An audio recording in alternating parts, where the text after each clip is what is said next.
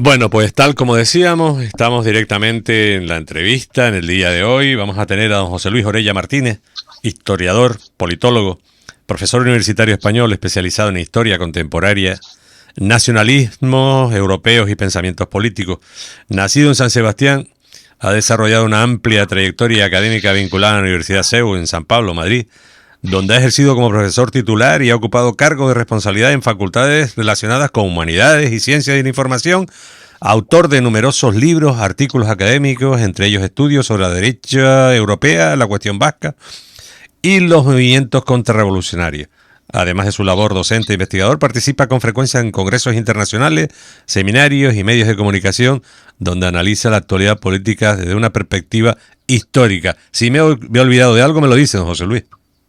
Muy bien, muchas gracias. ¿Cómo lo lleva? ¿Cómo lleva todo? ¿Difícil? Bueno, con bastante estrés y siempre muy interesado en el momento en el que nos toca vivir, ¿no? De mucho cambio. Yo sé que eso a la gente no le gusta mucho porque prefiere la rutina para hacer planes, pero como historiador nos gusta ver el pasado, pero también como politólogos el presente, bueno, pues es bastante cambiante y por lo tanto muy sorpresivo, ¿no? Nos tiene, nos reta continuamente, ¿no? Señor profesor Orella, ¿qué es exactamente la Ley de Memoria Histórica y qué pretendía en su origen? Pues mira, la ley de memoria histórica, se puede decir, haciendo un brevísimo antecedente, ¿no?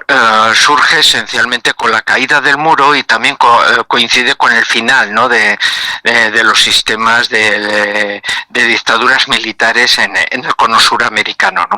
Entonces lo que pretende más o menos es cerrar, ¿no? las heridas que han podido producir estos sistemas, ¿no?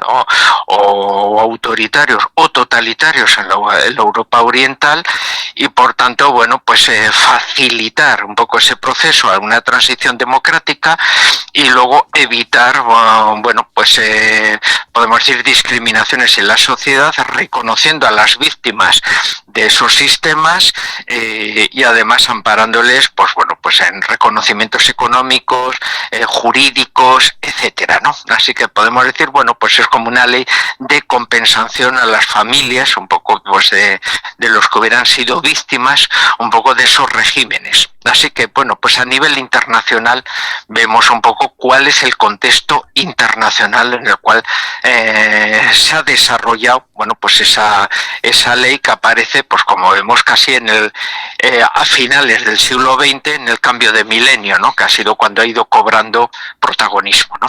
¿Y en qué se diferencia de la actual Ley de Memoria Democrática? Porque a veces nos confunden o tratan de confundirnos. Claro, es que la situación de España es muy diferente, ¿no? Entonces, claro, la particularidad de España, ¿cuál es? Pues que los gobiernos de la UCD y luego los primeros del Partido Socialista, bueno, hay más de 30 decretos y de leyes que se puede decir suplieron un poco lo que podría ser una ley de memoria histórica.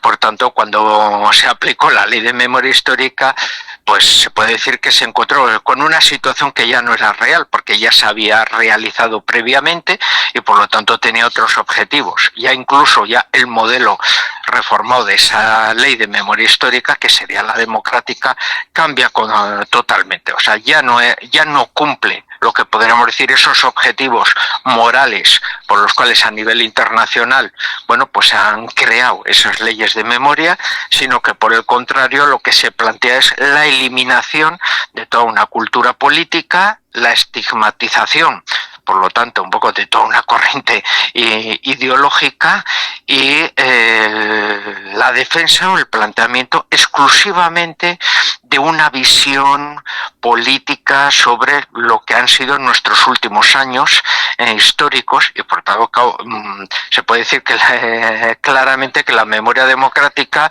actúa de una manera absolutamente contraria al espíritu que las memorias históricas, bueno, pues han sido apoyadas por los organismos internacionales, ¿no? O sea, lo que tenemos es una imposición política de una visión exclusiva y personal de una evolución histórica imposibilitando la libertad de investigación, ¿no?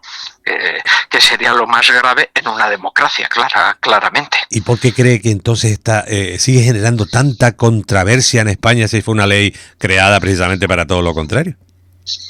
Claro, pues ese es un poco el problema, porque ha sido instrumentalizada, ¿no? O sea, como bien hemos dicho previamente, una ley de memoria, pues curiosamente tendría que estar apoyada por todo el arco político, pues en definitiva sería la aplicación en libertad de que a través de profesionales se pueda estudiar la historia con toda libertad. La imposición de la memoria democrática es todo lo contrario. O sea, hay una condena absoluta de todo un discurso político.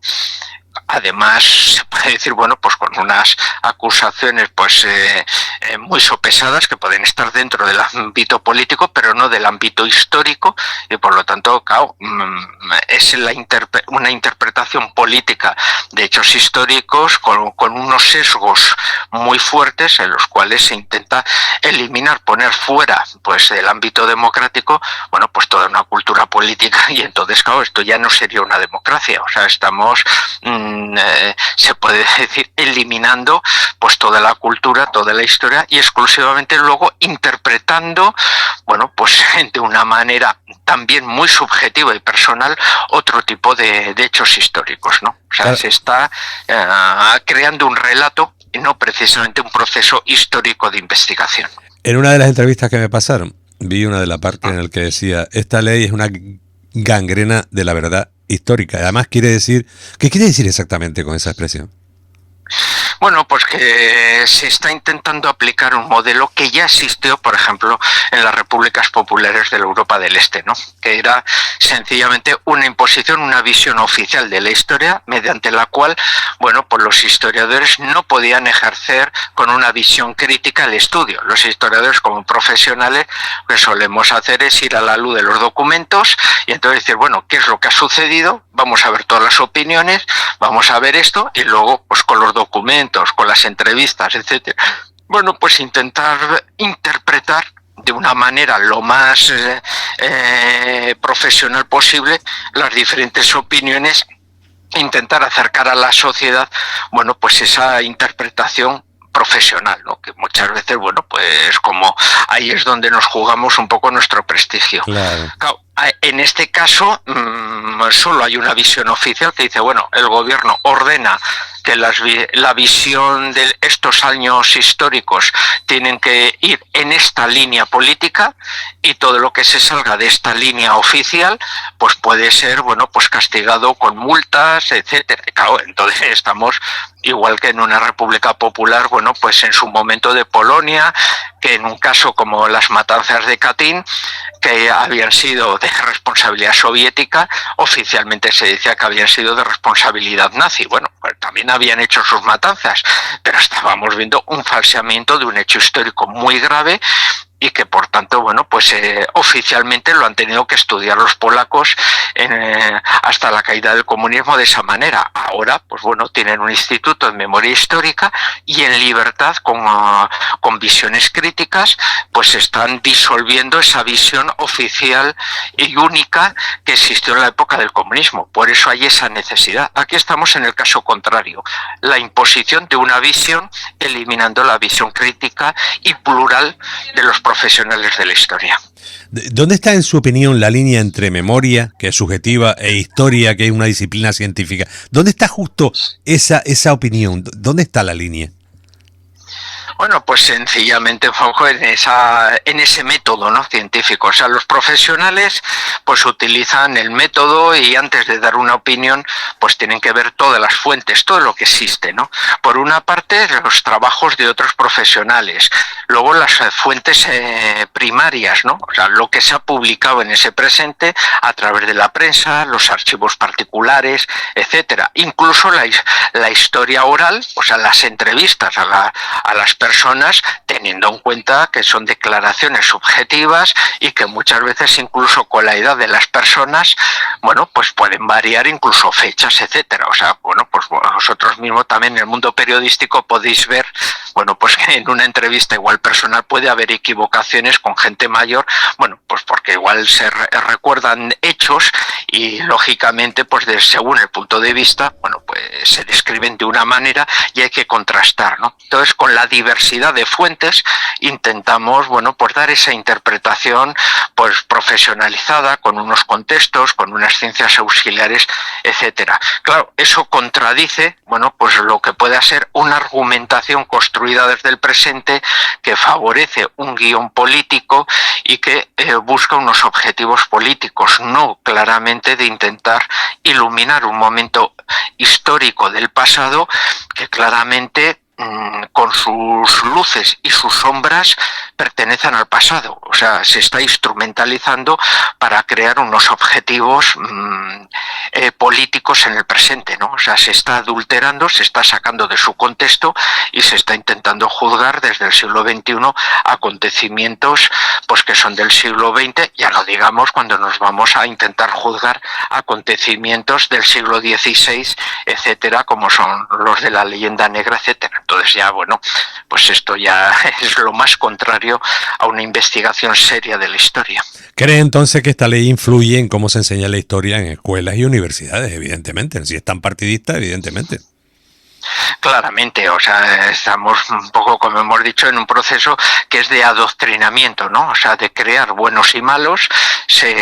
Hay modelos, pues, políticos a los cuales, pues, se está subrayando y se está exaltando y se está idealizando, como puede ser el periodo de la Segunda República, que es un periodo en el cual, pues, hay una gran radicalización y de violencia y, por lo tanto, se está, bueno, poniendo como un ejemplo muy idealizado que no fue en absoluto, ¿no? Y por el contrario se está estigmatizando, negativizando, pues incluso personas que pertenecen igual pues al mundo de la cultura y incluso del ámbito deportivo y que por circunstancias de afinidades igual personales, pues con ciertos movimientos políticos de la época, bueno, pues desaparecen o se crea un anonimato ya de esas figuras, ¿no? Entonces, claro, hay una eliminación de protagonistas de la historia y por el otro lado hay una manipulación de la historia para crear, bueno, pues un contexto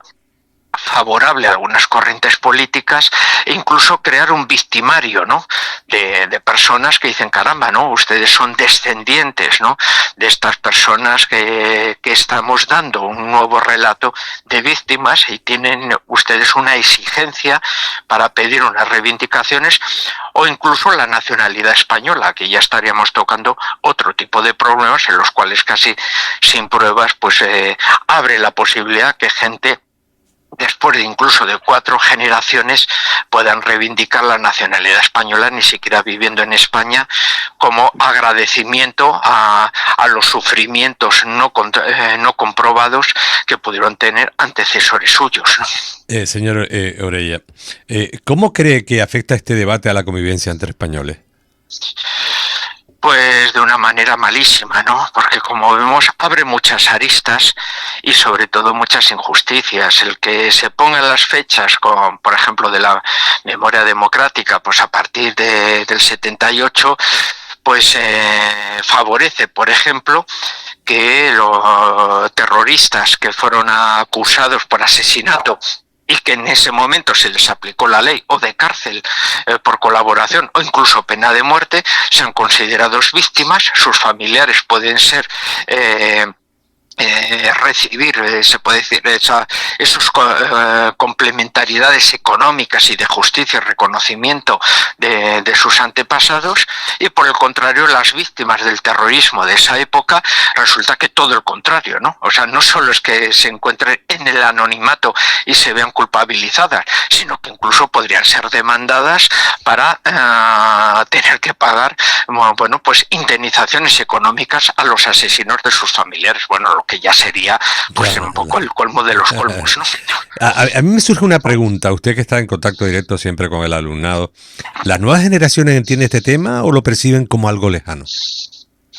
lo presenta como algo lejano, ¿no? O sea, quiero decir que uno de los grandes logros después de haber tenido, pues no sé, una fractura, una herida social como fue una guerra civil y posteriormente también el terrorismo, es que las familias, las sociedades han procurado evitar, ¿no?, que haya ese mantenimiento del odio. O sea, si preguntas a cualquier alumno, primero no saben sus ancestros en qué bando estuvieron, y luego si alguno ha preguntado a sus padres dicen, ah, bueno, es que yo tengo un bisabuelo en uno, el otro bisabuelo en el otro lado. O sea, no hay, podemos decir, unas identificaciones, ¿no? O sea, ellos viven su época, su presente, está muy alejado de lo que sucedió en ese momento, y por tanto ellos se encuentran, bueno, pues con unas circunstancias que son muy alejadas del modo de vida en el que ellos están, ¿no? Entonces, son gente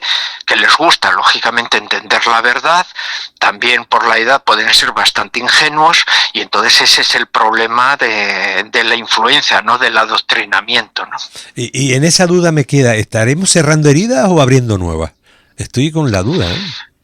No, pues se están abriendo nuevas heridas, porque además, bueno, pues, como hemos dicho antes, la gente, pues lógicamente está muy mezclada, y exclusivamente, bueno, pues hay un sector muy minoritario que ve, pues bueno, una oportunidad de usar, ¿no?, ese victimario, pues igual, pues para hacer una carrera política o un sinsentido, cuando luego, pues bueno, como muy bien hacéis desde el Cuarto Poder, podéis descubrir, bueno, pues gente que igual ha estado declarándose victimario, por luego, claro, coges ancestros familiares y dices, bueno, pero vamos a ver, si una parte de su familia estuvo aquí, la otra parte estuvo allá, y entonces, claro, viene el descubrimiento de la verdad, ¿no?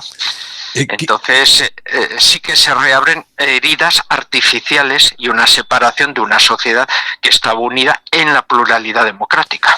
¿Qué papel deberían entonces tener los historiadores ante este debate?